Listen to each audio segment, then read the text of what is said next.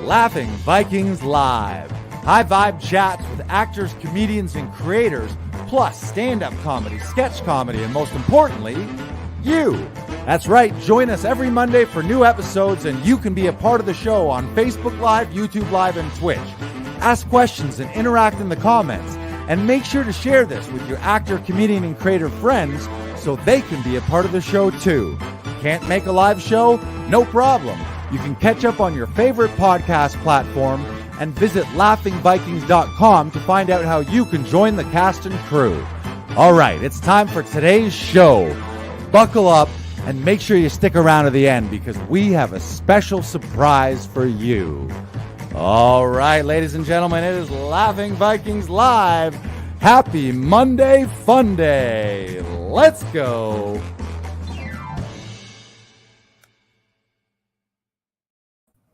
Number 88, baby. We're getting close to 100. 88. Mm-hmm. You know what episode number this is? This is, as Brandon will say, it's Eric Lindros Number Day episode, or it's the amount of keys on a piano. My dad's favorite hockey player is Eric Lindros, so there you go. Wow, there you go. Shout out to Mr. Knox. What's your dad's first name? Rob. Robbie Knox. Good old Robbie Knox. Loves the E man, Eric Lindros. Oh, yeah. Yeah. What's Eric Lindros doing? He's retired now, right? He does a bunch of charity games. Easter Seals. He works with a podcaster named Steve Dangle a lot and does like charity games and stuff like that for different charities in and around Toronto. Great name. Also, Steve Dangle, like a dangle, like yeah, a dangle. Yeah, I've been watching his post-game Leaf reactions for the last 6 years. He did season 15 on YouTube this year. Is it? Oh, that's the guy that just freaks out and loses his mind. Yeah. Yeah. Nice. Yeah. Very, very passionate. Oh, he's great. He's awesome. I highly recommend Steve Dangle. He's great. You should get on the show. I think he could have you on the show. You've had a couple impassioned Leaf rants in our show. I would love to talk to Steve Dangle one of these days. Yeah, I think that would be so much fun. But today, we're not here to talk about Eric Lindros or Steve Dangle or any of those things. This is episode 88 here at Laughing Vikings Actors Audition Club. And maybe this is, for some reason, the first time you've tuned in. And if you're wondering what we're all about, well, I'll tell you. Our mission is to uplift, inspire, and empower a global audience of 1 billion with a B. Although maybe we should change that to a trillion. A trillion people. I don't think there's that many on Earth. But someday there will be, or on Mars, to uplift, inspire, and empower a billion or a trillion or a gajillion people. How are we going to do that? By helping actors share their stories via TV, film, and live performances. And speaking of live performances, this past Friday, we had our season opener at Comedy Alley here, right at Laughing Vikings. It was a sellout crowd. We jammed the alley full of people. And fun fact, everyone except for me, Brandon, and a couple of the comics, everyone else, it was their first time in the alley. We had a packed house full of first-timers. I loved it. It was amazing. Felt so good. So thank you for everyone who came out to that first show. All the comics were amazing. We had Mark Hallworth. We had Monty Scott. We had Rodrigo Stoll. And who am I missing? Rochelle. Oh, yes. Rochelle Lozon. Sorry, Rochelle. I'm spacing. It's been a while. A week for me feels like a year now. Do you guys get that? Where it's like a week ago? Like what happened 72 hours ago is just a distant, foggy memory. Yeah. That's my window span of memory is like 72 hours to me feels like pre-pandemic. I don't even, what was that? What was life like 72 hours ago? But yes, Mark Hallworth, Rodrigo Stoll, Monty Scott, and Rochelle Lozon, all of them were brilliant. We had some interesting characters in the crowd as well, as we always do. As host, I like to interact and get some banter with the people in the crowd, which sometimes I also need to check that when other comics are coming in, maybe tell the audience, okay, it's fine to have an interaction and a banter and a little Q&A when I'm on stage as the host. I don't mind that, but I should be telling them when the acts come on stage that's your time to sit back, relax, because often comedians have it planned down to the word what they're going to be saying. And sometimes that doesn't involve Russell Sprouts in the front row sprouting off and spouting off, but they were great. It was all well-intentioned and well-meaninged, I'm sure, by those audience members.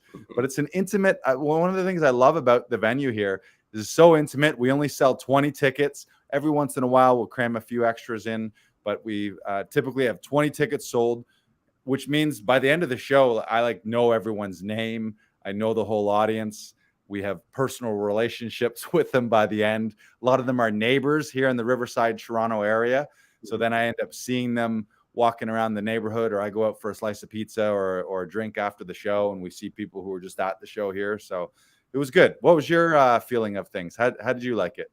It was a great electric feeling in the air that night, Lars. Like, everyone was having a great time. I was hanging inside, making sure that everything was running smoothly. Where the mics went out, and I was frantically running around trying to figure out if we needed more mics. I grabbed and lifted out a bunch of cables from inside a couple of the closets, and luckily all it needed was a start and restart, and it worked perfectly. So yeah, that was like host producer's nightmares. Never happened before. We have a very reliable sound system and PA system. We do have backup mics and backup cables, and about 5 minutes into the show, the PA just died. Like, neither, we have a wireless mic and a wired mic, so we have two always as a backup, and it was on but no sound coming out.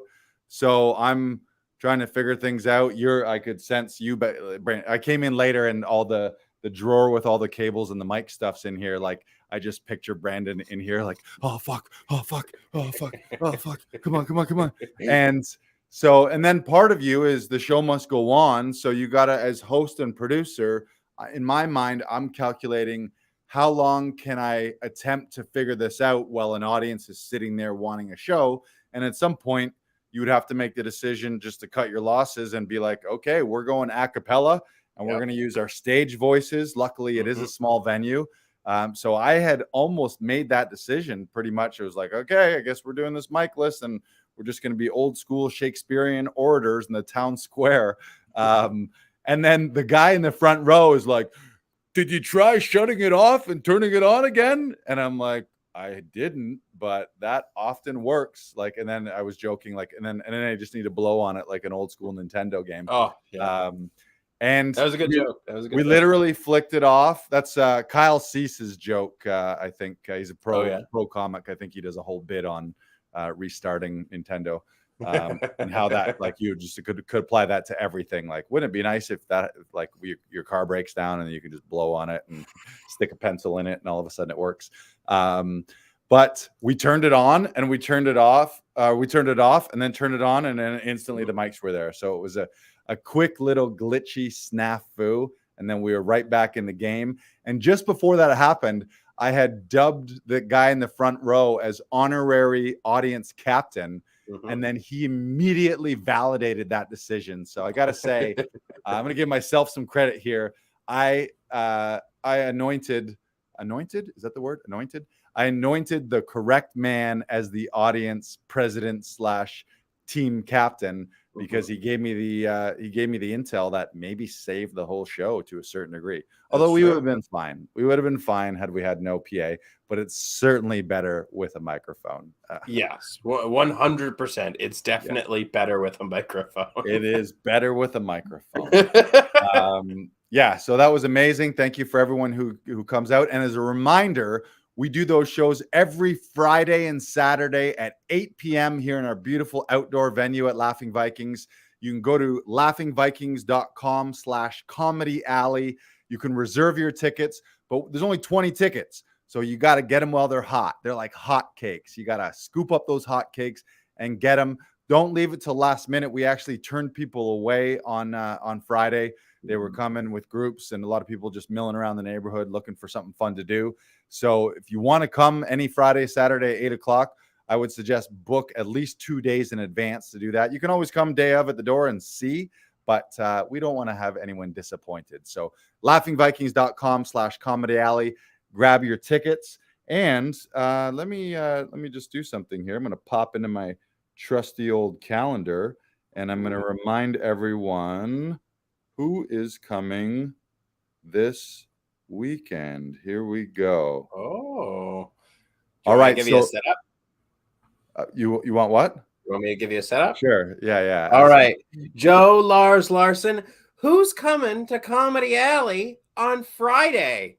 Well, that's a great question, Brandon Knox, aka the BK Broiler, aka DJ Spotify. This Friday, May 27th, you can grab tickets at laughingvikings.com/comedy alley, and you can come see first myself hosting, as I love to do, and then you're going to see Cliff Knight, Dan Rosen, Jeremy Dobsky, and John Mostyn, 4 fantastic comedians. All of our comedians here are pro comics who have headlined comedy clubs across this country and others. You've seen them at Just for Laughs, JFL 42, Netflix, CBC, Crave, Hulu, HBO, all of the platforms, all of the festivals. And I'll be there hosting, and you and your friends can come and have an unforgettable night in our intimate outdoor venue at Comedy Alley. Reserve tickets at laughingvikings.com/comedy alley. There's only 20 available. Go. Go. And now, Lars, what's going? You might not have it queued up just yet, so I'm just gonna vamp for a couple seconds. Now, Joe, Lars, Larson, I have another very important question for you. Are you ready for it? Yes. What's that question, Brandon Knox? Lars, what is going on Saturday, May the 28th at Comedy Alley? That's a great question. Saturday, May 28th at 8 p.m. We have another fantastic show stacked full of pro comics. I'll be hosting, of course. We've got Eric Andrews, Faisal Butt, Habib Siam, and a TBA act. I'm going to call it a mystery act coming on. We're confirming them. So you've got, once again, Eric Andrews, Faisal Butt, and Habib Siam, myself hosting, and a mystery act. You can grab tickets. Shows at 8 p.m. Grab tickets and reserve them in advance. Only 20 available for every show. laughingvikings.com/comedy alley. And you can come have an unforgettable night of fun with friends in an outdoor venue. We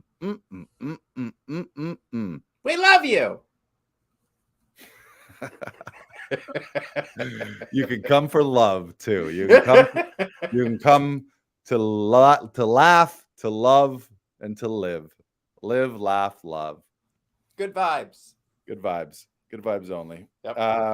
And you want to hear something else? You want to hear? Ask me a question about what else is new at Comedy Alley. Joe, Lars, Larson, what's new at Comedy Alley right now? We got something cooking.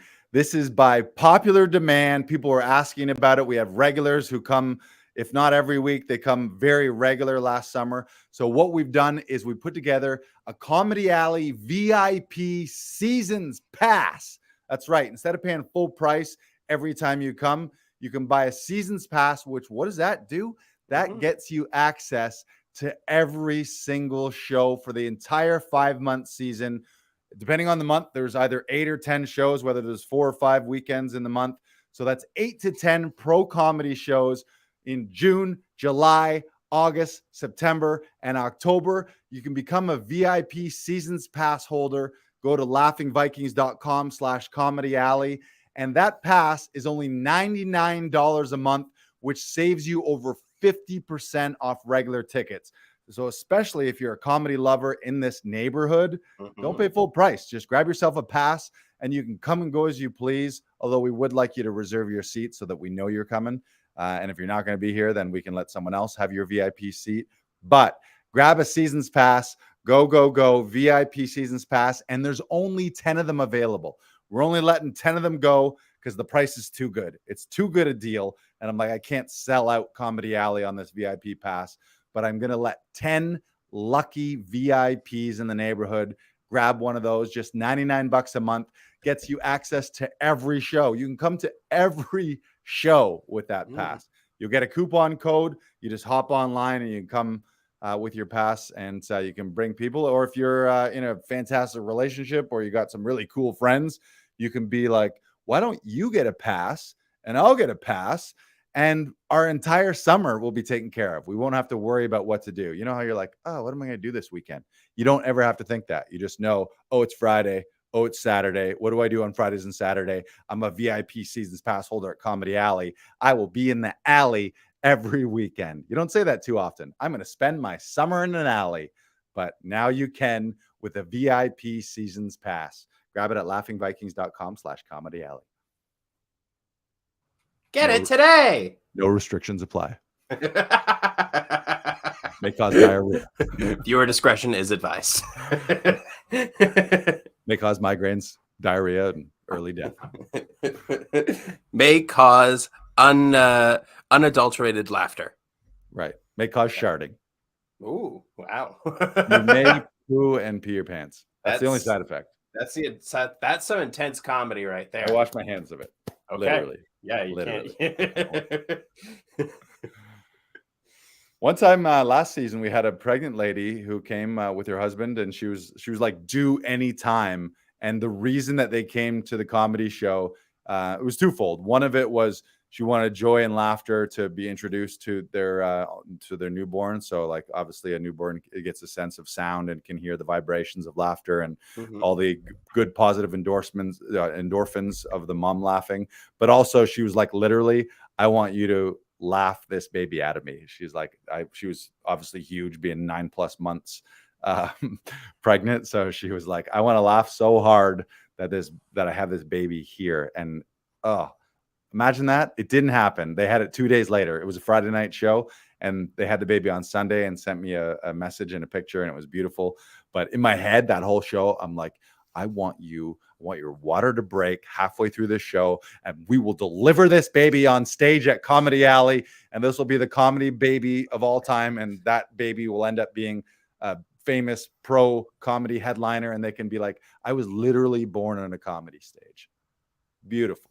We were almost there. Almost. I mean, then you could say this alley has had the miracle of birth as well, like the miracle of life in Comedy Alley. So what I'm saying, ladies and gentlemen, if you are a woman and or a man or part of a couple, and you are expecting and you're close, and you want that baby to come out, and you want that baby to be born and experience the first few hours and first few days or pre-days of their life to be joyful, then just come to Laughing Vikings with your unborn child, and we'll make sure that they have the best pre-life that they've ever had, or we'll have them on stage.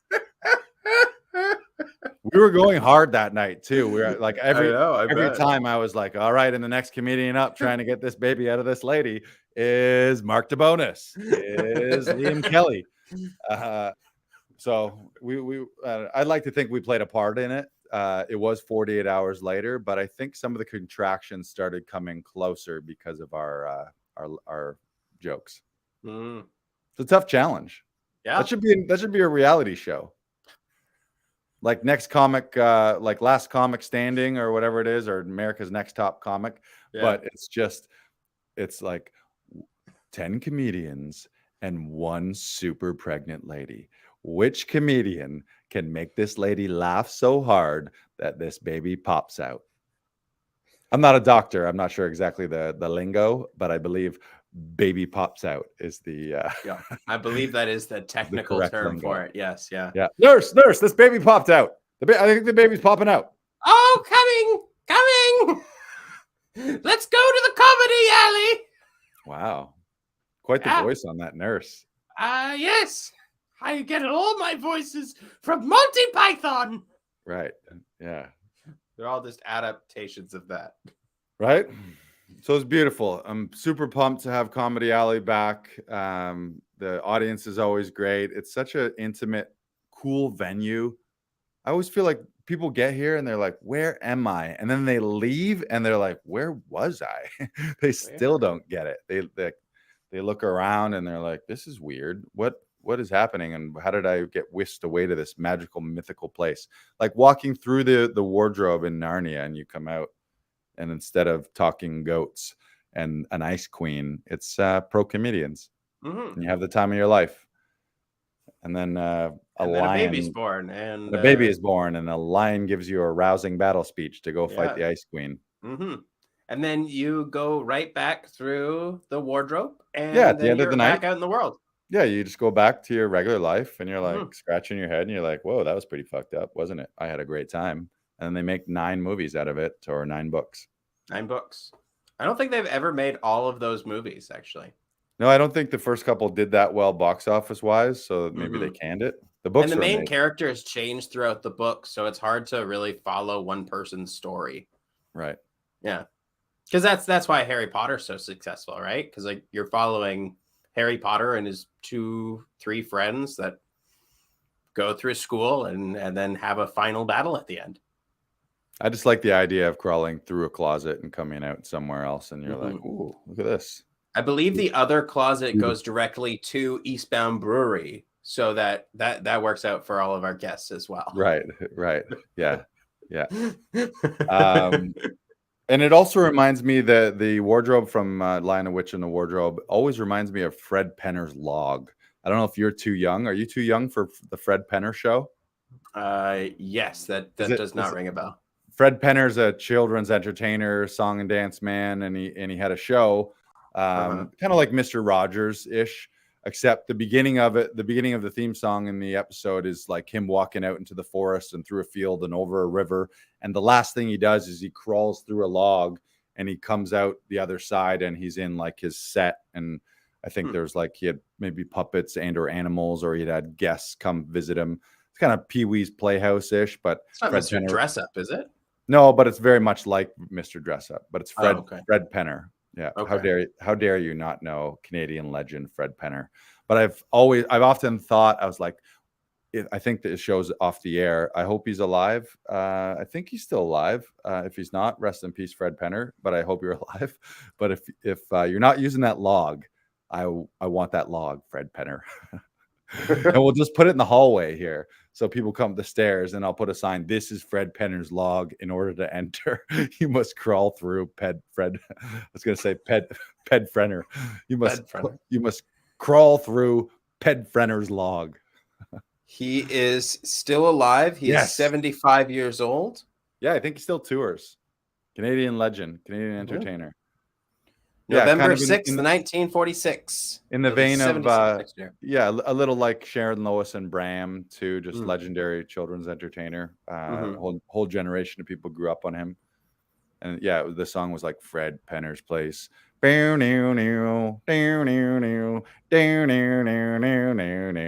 Fred Penner's Place. And he'd crawl through a log in the forest, and then he'd be like, hello, here I am in my weird forest escape that for some reason I had to crawl through a log to get to.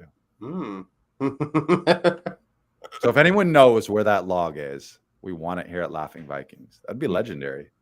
People would blow people's mind. They would pay. We could charge admission just to crawl through the log. Be like, there's no show tonight, but it's $25 to come crawl through Fred Penner's log. I just like saying Fred Penner's log. Yeah. Get your mind out of the gutter. Yes. So Brandon is calling up another video here. Last week's episode, in episode 87, we played Mary Lou Rosado's brilliant commencement speech, which you heard. And if you haven't heard that, go back to episode 87 and listen to it. And today we got the queued up video from Tom Todoroff, who is the namesake of the Tom Todoroff Studio and Conservatory, which I just graduated from recently. And we also have Emily Moulton, who is the executive director of the conservatory. And they gave a beautiful, emotional, rousing speech here and address to all of the graduates. And so we're going to roll that. So all of you actors out there, hopefully you find something that you can connect to and that this resonates. And highly recommend Todoroff Studio and Tom. It was amazing to be a part of. Welcome, everyone. Thank you for being here today. Before we get started, I'm going to go ahead and go doing something called hide non-checked off, and then you can exit out of that screen if you're on a non-video participant. Hard to believe this day would come so swiftly, but here it is. We warned you it would come sooner than you think. We celebrate you today for choosing to live and lead the heart-centered life of passionate contribution. It's not every day that life offers us social rituals like this one, a commencement ceremony, to officially alert us to the passage of time and everything that implies. So on this commencement day, before you commence, we are reminding you of several guiding principles you've learned from your time in conservatory. Love takes time. Love makes time. If you want to know what you truly love, look at where you put your time. The time you've taken for your personal and artistic growth is commendable and undebatable. You have created confidence, born of commitment. Love is born of labor. Chekhov said, the greater the labor, the greater the love, because then you feel it more strongly. The most direct route to self-love and success is to make a series of commitments and keep them no matter what. The no matter what part can be challenging. When a commitment is made, shadow forces will align to test you and throw you off that commitment, but also angelic forces will align to assist you. That's the nature of commitment. These challenges are a vital part of the curriculum of this life. Never take these challenges personally. The events of these recent years are no exception. In spite of everything, you kept your commitment. And in doing so, you taught us a new way to teach. We're forever changed by that and forever grateful to you. Yeah, where am I?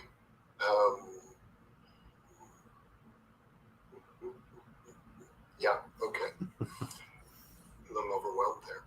Yeah.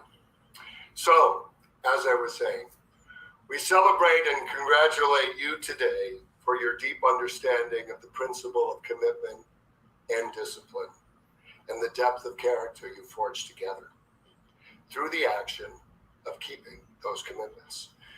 By raising your level of consciousness, this training has increased your vitality, your curiosity. You've learned to communicate and to compete, to speak with muscularity and clarity, and to move with purpose and with power. You've developed a keen awareness of what you love and what you don't. You've learned to ask and fight for what you want and say no to what you don't want. Everything worth having is a fight. My dad taught me that. Keep fighting for what you want using your hips, your heart, and your head. You've developed a personal, passionate, precise, political, provocative, and purposeful point of view. You know that your instincts are your talent. Never anesthetize them. You know that the deceivingly simple directive to breathe and to work moment to moment are actually quite profound. Because once you've learned to be present for a single moment, you have the power and the personal responsibility to be present fully in your life. Acting is a contact sport, first with yourself and then with the world. Going forward, transform perceived defeats into victories. In this life of duality, look for opposites. They are the essence of this life and comedy, especially comedy. Quote, humor heightens our sense of survival and preserves our sanity. We think too much and feel too little. More than machinery, we need humanity. More than cleverness, we need kindness and gentleness.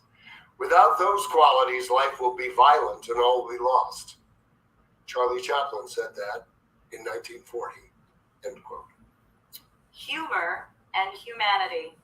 Ensemble 10, you have these qualities in abundance. Make sure they are always present in your work and in your life. Eternity. Our only access to eternity is one single moment.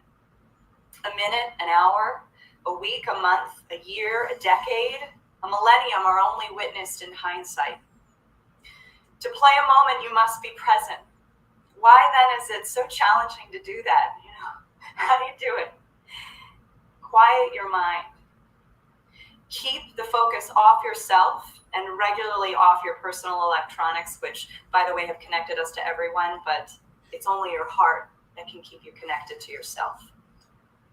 Nature will gently answer your other questions. Nature is God, whatever you perceive that to be.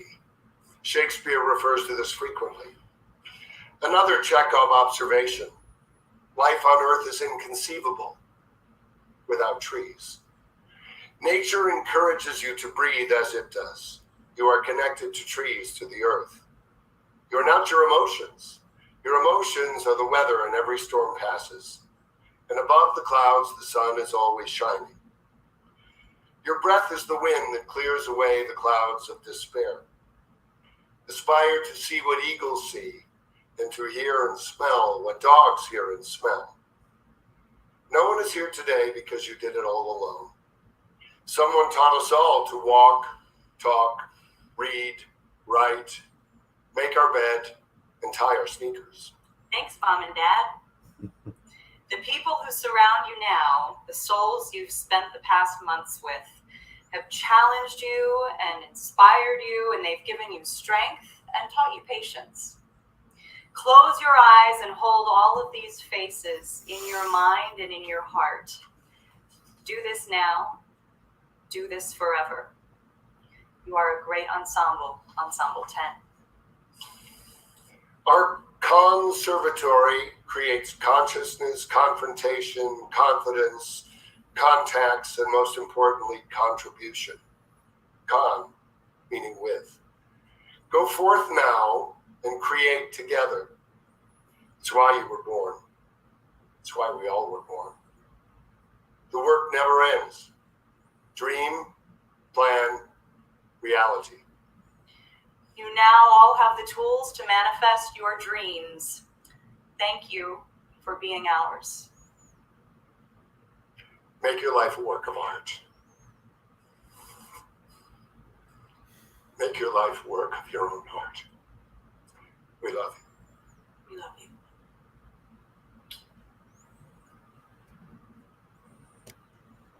Yeah. Wow. Makes me tear up just watching it for the 10th time here. Yeah, it was so great. I'm so happy that I took the leap of faith and made the commitment to myself and to the craft and to be a part of that conservatory. It was life-changing and transformative, and it feels so weird to be done it now. Like, it feels like a combination of relief and sadness, that weird bittersweet thing when something amazing and difficult, or maybe not difficult, but challenging, I think is the word, is done. But yeah, wouldn't change it to the world. So happy that I did it. And thank you, Brandon, for running the studio. Many days where I was in classes, we had clients coming and going, doing their auditions. So we had to navigate me being in class and me doing performances and rehearsals while still serving all our clients and all our actor friends here at the studio. And we couldn't have done that without you. And I wouldn't have been able to make that commitment. And I remember having this conversation with Tom. It was a funny conversation. It was like, I have a studio where I'm able to do all this stuff. And for a brief moment in time, having the studio was a reason that I had thought that maybe I couldn't do this because, oh no, I got to run this studio. But he's like, oh, you're perfectly positioned. You have a space, you have a rehearsal space and a performance space and all the lighting. And he encouraged me, is like, you'll figure out the scheduling and you'll figure out the timing. And then I just trusted him. I was like, okay, yeah, of course. Like, why am I making such an, like, having a studio is such an amazing asset and such a huge thing and a privilege and an honor to have people coming and going. And I had almost started to make that a reason why I couldn't do it.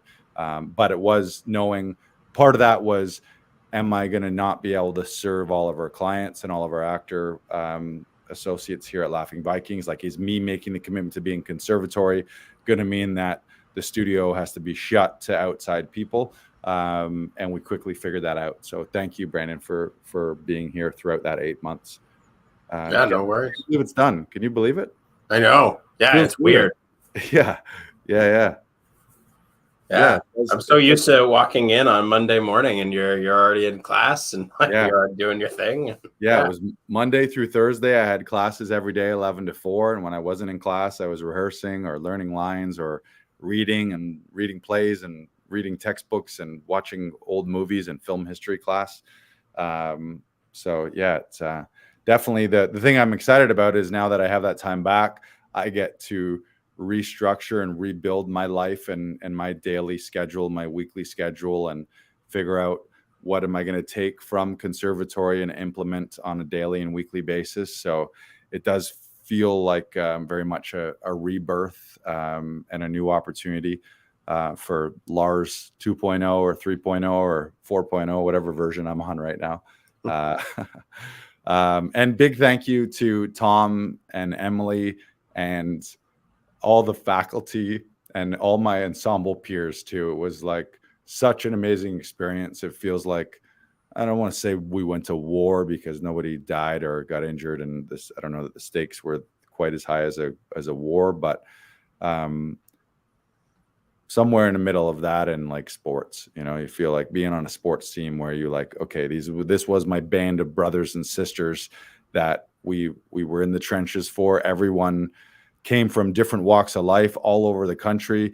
22 people that we may never have met otherwise. We all came from somewhere different, and for one reason or another, all made the decision to join that conservatory.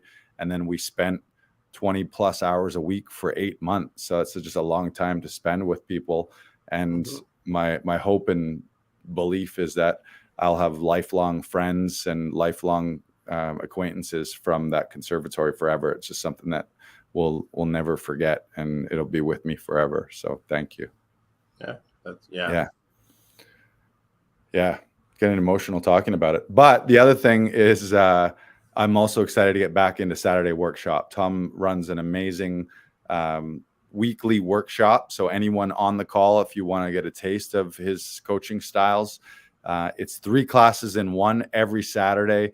They have a text analysis session for about half an hour where Emily Moulton, the executive director, goes through one of the guideposts that Tom teaches off. Then they have a world-renowned voice and speech teacher, people who have taught at Yale and taught at Juilliard and been the voice coach for major Broadway and TV and film productions.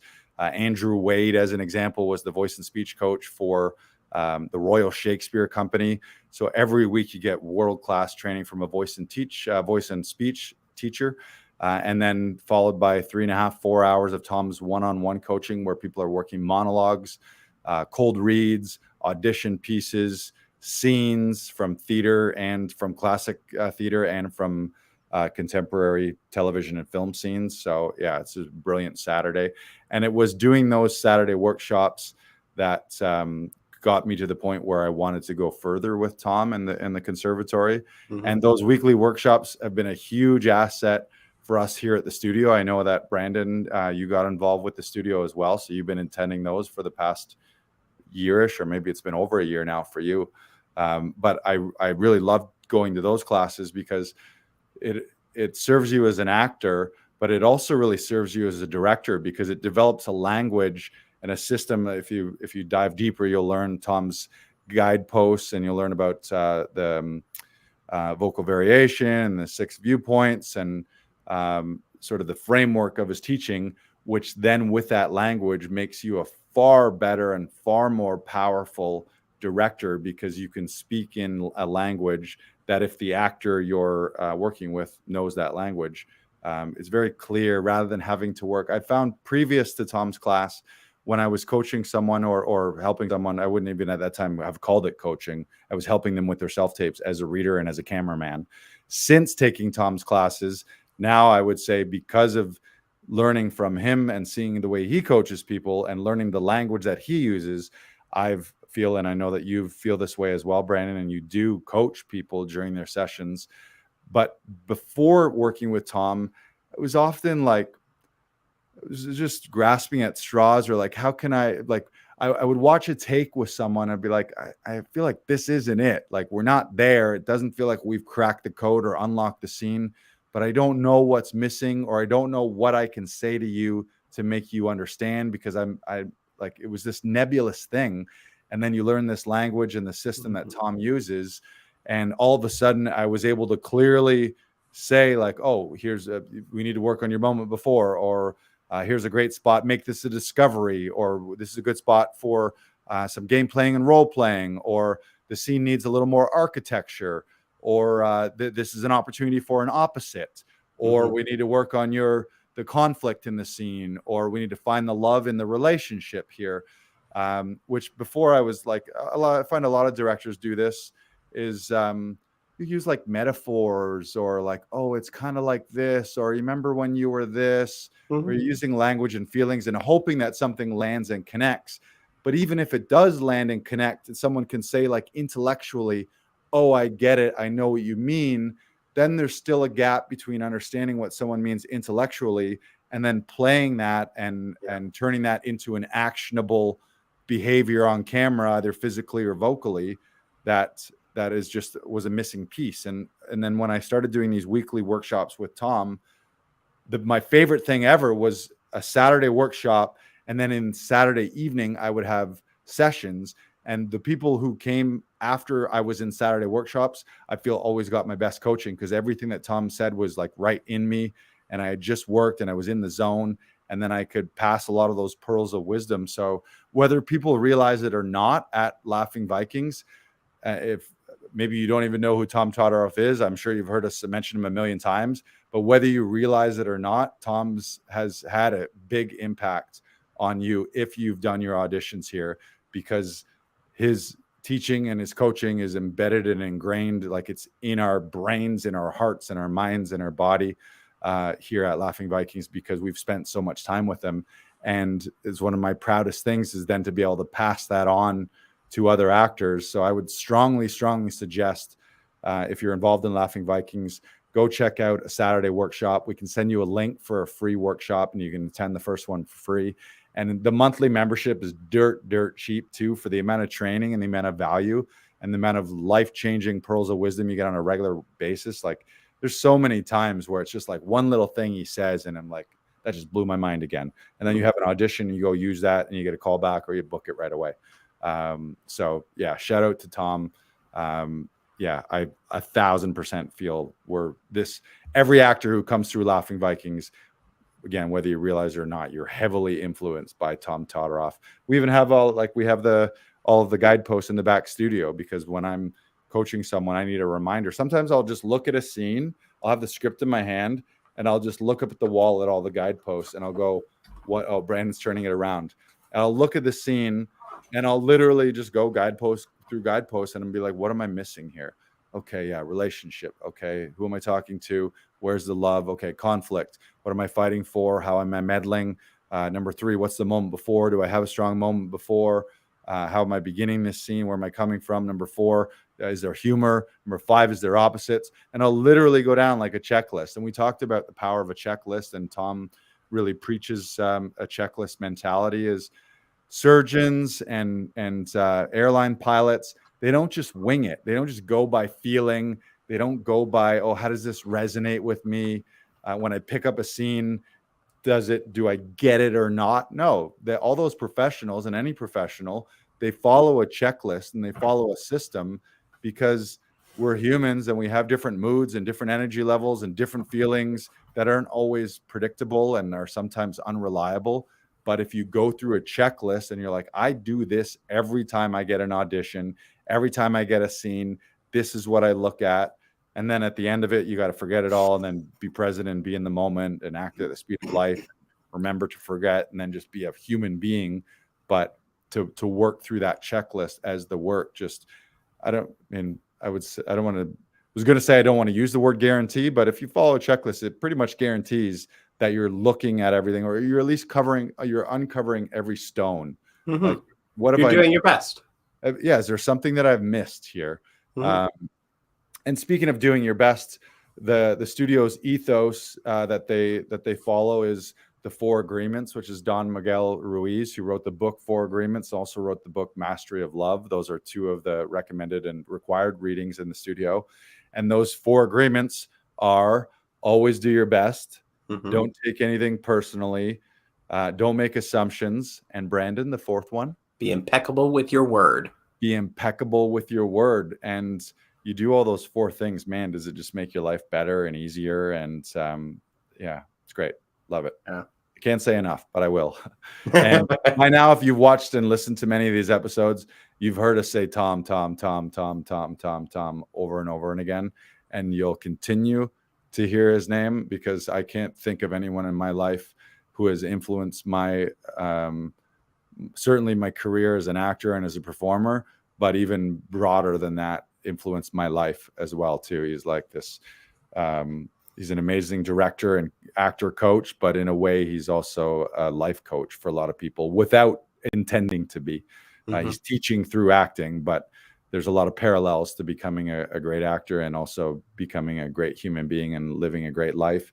And one of those things he mentioned in that commencement speech was ask for what you want in your life and then fight for it. You know, dream, plan, reality, decide what you want, say no to the things that you don't want, say yes to the things that you want, and then spend your life fighting for those things that you want and never give up until you get them. Yeah, the thing that stuck out to me during his commencement speech was, remember the people that helped you along the way. No one did this by themselves. Right. And it's important to look back and say, like, yes, they did help me, and they influenced me, and they made sure that I was doing my best. Sometimes when I didn't feel like I was, and that's very important. And that's why I'm so grateful to have you around, Lars. Like, you make sure you're always pushing everyone to do their best in the most positive and uplifting way. And it's a wonder to see. So thank you. Thank you. Yeah. I was listening to one of my business coaches is James Wedmore through his program Business by Design. And I always listen to his podcasts and all of his coachings. And I'm in the middle of sort of a business I'm in the middle of a business university with him too, digital marketing and digital business. And it's how we've been successfully growing and building Laughing Vikings and Actors Audition Club through his coaching. And one of the things he said was, if you want to go far, go together. And he just really preaches, build a team, delegate, empower, which is tough for a lot of people because there's a lot of, especially performers, can be a lone wolf. And we've talked about this a lot, the lone wolf or the solopreneur. A comedian is out on the road by themselves. Actors are fighting for individual roles. Yep. And every once in a while, you're lucky to be a part of a brilliant ensemble cast. But the career itself over a lifetime can feel like a solo endeavor. But when you start to build a team, like, I have an ensemble of people that I've graduated conservatory with that I'll be friends forever. We have a team of session directors here with yourself, Brandon, and a clientele base of actors that very much feel like we are a team here. And then you have all your coaches and your voice and speech coaches. And eventually, I mean, you have an agent, you have a manager. Eventually, you might have a publicist, a PR person. You might have a physical trainer, like a gym trainer type person. You might have a therapist. You might have a psychologist to help you with all that. So it does take a village and it takes a team. So if you have that mentality right now where you're feeling at all that it's lonely, or if you have a feeling like to be successful, like the it's lonely at the top type mentality, I would just suggest that you're doing it wrong. And find a community, seek out a community, find other actors, find regular groups that you can commune with and share experiences with, share victories, share troubles and challenges with. And if you don't have that, you can be a part of our community here at Actors Audition Club. And you can do that a couple ways. The best way, just go to laughingvikings.com/links. And you can book a self-tape session here in the studio. You can book Zoom sessions. You can join our Audition Hero workshop and get access to those replays. And you can also join the waiting list to become a member with Actors Audition Club, because everything in life is better with other people. It's like 1 + 1 does not equal 2. 1 + 1 = 3. And 1 + 1 + 1 equals like 6. And we've got dozens and dozens of members here. People have booked major roles. Speaking of that, we had some shout outs to do here. You had a shout out. Our favorite thing ever is we constantly get messages from actors who we've helped them record their auditions here, and they tell us the great news: we booked it. So who you want to talk about today? Chris Locke, who booked a lead in a film that's shooting in PEI. He's going to be there for 3 weeks. Super happy, super excited for Chris. He's always so funny, like incredibly funny. It just gets you with all his little eye movements and all his little subtleties. He's one of those guys who can't help but be funny, even when he could be like the most. In fact, some of the things that he sometimes has a challenge with is when it's something serious that you call like super serious. That's a dramatic scene. He's just like funny at rest almost. So it's just like I'm like cracking up behind the scene. It could be like a scene about a murder interrogation, and he's this serious sheriff, but he's just like everything about him is so funny. And the other thing that's interesting about him is, like many performers, he's as successful as he is. He's a national headlining comedian. He's released albums, been to all the major festivals. Now he booked a recurring in the CBC series Run the Burbs. Now he's booked another feature film lead, and he still often comes in the studio thinking, man, I don't know what I'm doing. Oh, I suck. Oh, this sucks. Oh, fuck. Like, he still has this sometimes pervasive imposter syndrome or doubts about his own ability, which is so fascinating to see, because we have, and that's the beautiful thing about having a coach and having an outside set of eyes, is you get someone to smack you around a little bit and just be like, no, fuck you. You're doing amazing. This is great. Just trust yourself. If you only felt and believed in yourself as much as people outside you sometimes do, and if people outside you don't, fuck those people. But so often all of us, it's just this thing where we don't realize how much people outside us would love to have what we have sometimes. And we spend this time with these doubts and fears. And I mean, it's just a human experience that doesn't matter what someone's got. There's something else running underneath them that's just full of doubts and fears, and that's okay. But it's also a reminder to be like, man, you're crushing it. And at some point, I love the term or the phrase or reminder to remind yourself. And this, I would say this to Chris, where Chris is right now, a former version of Chris when he was younger dreamed of being where he is right now. But sometimes we get where we are now, and then it's just like, oh, okay, I'm here and I still feel like the same person. And then it's like, what's next? What's next? What's next? And we forget that if you were to dial back time to be your, like the you 5 or 10 years ago, or the you before you got even into comedy or acting, you'd be like, someday it would be my fucking dream to do one line in a commercial.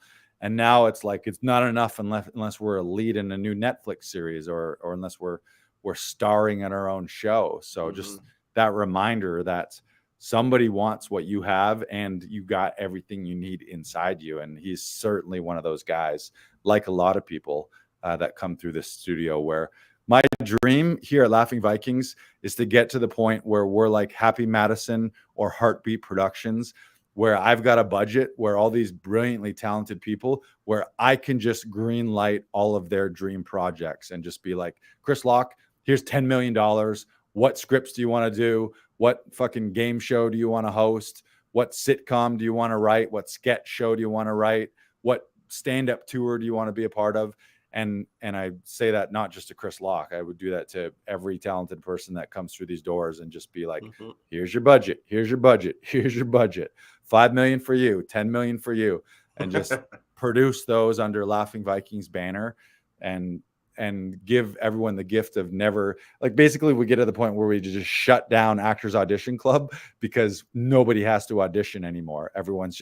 We're all just making our own shit, and we're casting people from our own silo of incredible, talented comedians and actors here in Toronto. So that's the goal. If you want to be a part of that, go to laughingvikings.com/links. And you can see what we're all about, and you can hop on board Laughing Vikings. And that's whether you're in Toronto or not. We're building a global community. So don't think if you're not in Toronto that you would get any less of an experience, or any less of a community. I have people that I've never met in person that I feel like they're my brother or sister, or when I hear that they booked something, I feel like a parent happy that their child graduated or something, where I'm like, oh my God, like Jareen as an example. Oh yeah. Oh, she's amazing. Yeah, we've never met her in person. We do all of her sessions over Zoom, and then she tells us that she booked this and she booked that, and she's so much fun to work with. So if you are looking for that community, if you don't have it, I'm not saying you have to join ours, but if you don't have it, find a community and find a group of like-minded, positive, growth-oriented people. And if you don't have that, go to laughingvikings.com/links, and you can hop on board and be a part of Actors Audition Club, or join our Audition Hero workshop and get a taste of what we're all about there. Yeah. And if you're just some random person and you're not an actor and you're not a comedian, then what you should do is come to Comedy Alley every Friday and Saturday night at 8 p.m. by grabbing tickets again at laughingvikings.com/comedy alley. You can buy a 10-pack of tickets in there as well. That's 10 tickets. So you got a big birthday party coming up, a staff party, a family reunion. Maybe it's been 2 years because of a global pandemic and you haven't had anything to do that's fun with a group of people. You can grab a discounted 10-pack for $199. That's 20% off. Basically, it's 2 tickets free. So you buy 8 tickets, you get 2 free. So you can bring all your family and friends. Or you can get the VIP Seasons Pass, which gives you access to every show for 5 months for just $99 a month. So you can grab all that at laughingvikings.com/comedy alley. Oh, one more thing before we go. I almost wrapped it up. Another client shout out. We had a regular come to the studio last week, Mark Walker, and I'm going to call up his, he sent us a lovely email. Mark Walker, he's a Toronto-based actor, older, distinguished gentleman. He's been in the game quite a while. He's always lovely. But he's one of those people where maybe sometimes needs a little extra tech help as well. So often he comes to the studio for Zoom auditions so he doesn't have to worry about the Zoom setup. Brandon sets it all up for him. He hops on the Zoom and does his thing. But after a session last week, Mark wrote, "Brandon was excellent. As mentioned in an email I sent him last night, great direction, great script analysis, and he's always getting his best from the talent. Many thanks, Mark Walker." And I know you guys actually he booked an hour session, and then you guys wanted to keep working. So then he booked an extra half hour at the end of the session, which, by the way, you can do that in advance now on the website. If you think that it's an extra big one that you want a little extra time, you can book an hour session as always, but then you can do a 30-minute add-on, take off the pressure. Or if you got 3 big scenes or the role of a lifetime, maybe you want a little extra time. Yeah. But you guys did spend that extra time, and I know he left really happy, really grateful. So thank you for all your hard work with Mark, and thank you for Mark for trusting us for all of your audition needs. Yeah, thank you for saying that, Mark. I appreciate it. Yeah. All right, you got a quote to bring us home? I do have a quote to inspire our week. Hit us with a quote to inspire our week. This quote comes from David Harbour. He says, "I was a very bad auditioner for many years. The reason why is that my fear would overtake me and I would think there was a certain right way to do it." And that's what we're fighting here at Laughing Vikings. We don't want you coming in here saying, well, I think they want this, or I think they're looking for this. We want you to come in here and say, this is what I want to do, and it's fucking interesting. Right. Yeah. Lead actors don't think, is this right or wrong? Oh, am I saying it the wrong way? And one of our, Thomas said this, and also our improv teacher in the Todorov Conservatory, Philip Markle, used to always say this: there's no right or wrong. He was speaking in terms of an improv class and improv scenes. There's no right or wrong. There's only weak or strong. So his advice was, if you're going to lean into something, lean into it. Don't dip your toe in the water. And I think that applies to a lot of things in life too. It's like, there's really no right or wrong choice in how you live your life, but there are weak choices and there are strong choices. You can go hard and really fight for something and be all in, or you can be kind of tepid and test the water, maybe kind of, sort of, I might try this, maybe, kind of, sort of. Or you just say, fuck it. You know what? I decided what I want, and I'm going full tilt to get it. And God forbid anyone gets in my way, because I'm going to clear the fucking way to get what I want. Yep. In a nice way. In a nice way. Not in a violent way. But I'll just be like, excuse me, you need to step out of my way, because what I want is on the other side of you. So please step aside. You're blocking my life right now.